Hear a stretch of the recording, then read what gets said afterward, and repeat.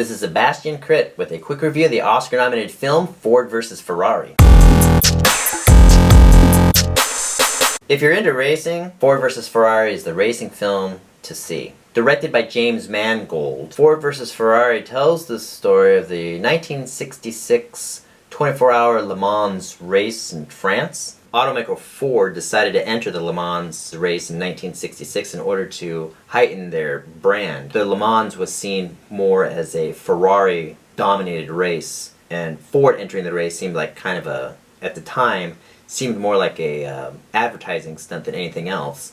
But as you'll see in the film, it was an extremely exciting film, and also tells the story of the main engineer, Ken Miles, who really helped Ford throughout the course of the entire endeavor. Matt Damon's portrayal of Shelby in this film was actually pretty good, because this is one of the first films where I see him actually make a convincing accent, and Christian Bale does an extremely good job of portraying Ken Miles. I believe Christian Bale actually has been nominated for Best Actor, and my guess is it's going to be a pretty close vote count for who wins it, either Joaquin Phoenix for Joker or Christian Bale for Ford vs. Ferrari. The film itself starts off a little slow because the plot really isn't, if you don't know anything about the film, the plot really isn't referenced anywhere in the movie until about halfway through, and that's where you get the idea of where this movie is going. It's not a film that's difficult to watch, it's just a little slow to start. But once the Le Mans start, and once they start going through the project of getting ready for the Le Mans, that's when the excitement really builds. All of the race scenes in this film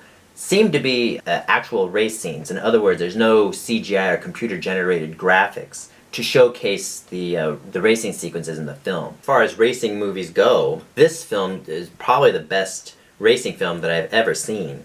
The camera movements, choreographed race scenes are one of the best in the film. Actually should get an award just for that, and probably will. One of the more interesting aspects of this film, which I would probably want to go into more detail over at some point, when you're watching the film, you can, for some reason, you can really get a sense of what the smells of the film are.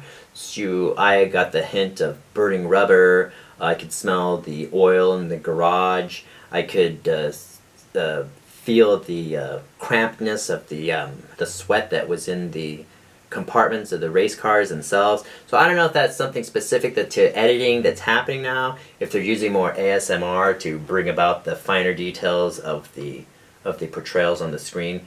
But when you watch the film, try and pay attention to some of the other sensations that you might be feeling when you're watching the movie. Ford vs. Ferrari doesn't have a really memorable soundtrack, just because there's so much noise with the racing engines and such. 1966 is brought out by the songs that you hear in the film, which typically come from like the radios, the transistor radios on people's homes or on TV or something like that, rather than just as part of the entire sound sequencing. So as you're going through the film, you get hints of different songs throughout the film, and that actually helps to exemplify what 1966 was like in that time period. I'm going to rate Ford vs. Ferrari a 4 out of 5. The excitement level is way up there, but like I said, the film's a little bit slow to start, and that might kind of bore a lot of people.